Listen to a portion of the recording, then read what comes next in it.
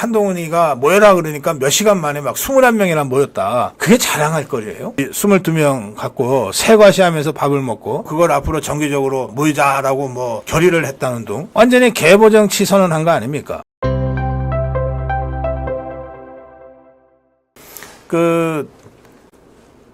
김태흠 충남도지사 있죠. 그 얘기 했죠. 예, 충남도지사가 어제 모임에서 한동훈과 관련된 얘기를 했습니다. 뭐라 그랬냐면 면담 직후에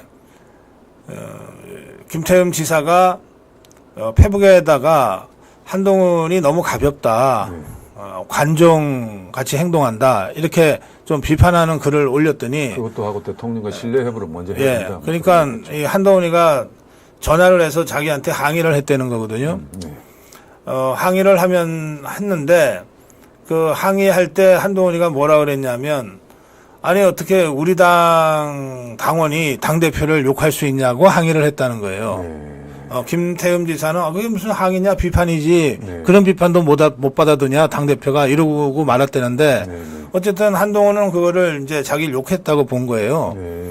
자 그러면 당의 이 중진이고 대권 주자 중에 한 사람인 김태흠 충남도지사가 당대표 한동훈이한테 이런 비판과 지적을 하는 것은 절대 해서는 안 될, 당대표한테 욕하는 절대 해서는 안 될 짓이고 당대표가 대통령을 대놓고 협박하는 거는 해도 괜찮고 뭐 이런 게 있어.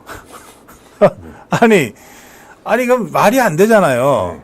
우선 그 절대 해서는 안 될 짓을 두 개 했다 그러면 그 중에 하나가 그거고요. 또 하나는 뭐냐.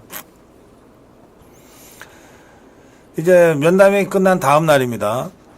뭐 한동훈이는 충격을 받았는지 그날 밤에 예정했던 언론 브리핑도 안 하고 그 다음 날 오전 일정도 안 했다는 거 아닙니까? 신문 만들기 힘들었습니다.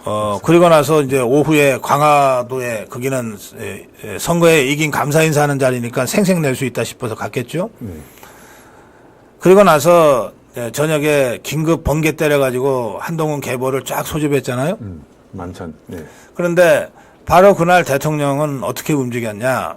대통령이 늘 뭐 기분이 뭐 좋았겠어요.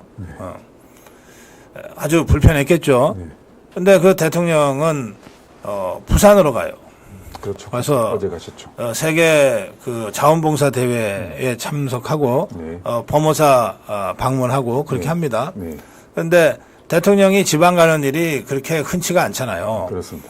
그러면 통상적으로 그런 일정이 있으면 그 일정을 마친 다음에 그 지역에 있는 여당 국회의원들이나 지역 정치인들하고 뭐 저녁도 같이 먹고 뭐 좀 회포도 풀고 그러거든요. 근데 대통령은 어떻게 했냐면 그렇게 하려고 했는데 이게 지금 국감 중이다. 국감 중이다. 부산이니까 부산 지역의 국민의힘 소속 국회의원은 17명입니다. 한 명은 전재수는 더불어민주당이니까 빼고 17명의 국회의원 중에 대통령이 저녁 먹자고 하면 그거 안 올 국회의원이 누가 있어요. 그렇지만 이게 국감 중인데 국감 중인 의원들 뭐 내가 뭐 밥 한 끼 같이 먹자고 불러서 번거롭게 그러지 마라. 또 내가 의원들 모아놓고 밥 먹으면 부산 어디에선가 먹게 되는데 그럼 내 경원이 뭐니 그 시민들한테 불편을 주니까 없었던 거로 해라. 이렇게 한 거예요. 그런데 한동훈이는 지금 서울의 한동훈의 똘마니들도 국감하기는 마찬가지입니다. 맞습니다. 근데 그 국감 중인 국회의원을 뭐 21명인가 끌어모았다는 거거든요. 그리고 그걸 갖고 자랑을 해요. 국감 중에도 한동훈이가 모여라 그러니까 몇 시간 만에 막 21명이나 모였다. 그게 자랑할 거리예요. 그래 놓고 무슨 얘기가 나왔냐 하면 그 모임에서 앞으로 정기적으로 만나자는 그 일종의 합의가 있었다고 누군가 얘기를 했어요. 그럼 뭡니까? 계보정치 시작한다는 뜻 아닙니까? 당대표가 뭐 국회의원 108명이면 선수별로 지역별로 또 상임위별로 뭐 수십 개의 다양한 모임을 통해서 또 또 어디 당대표가 관리해야 될 사람들이 국회의원 뿐입니까? 어떤 면에서 국회의원은 원내대표가 주로 관리하면 됩니다. 오히려 국회의원 배지도 못 달고 고생한 원외당협위원장은 그보다 훨씬 많잖아요.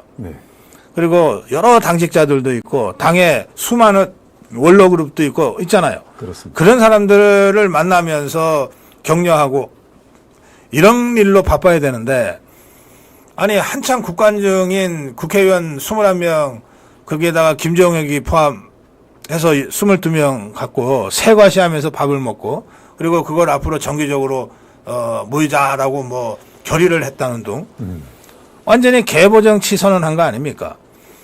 그래서 김태흠 지사의 비판이 그래서 나왔구나. 네. 김태흠 지사 얘기가 그거 아닙니까?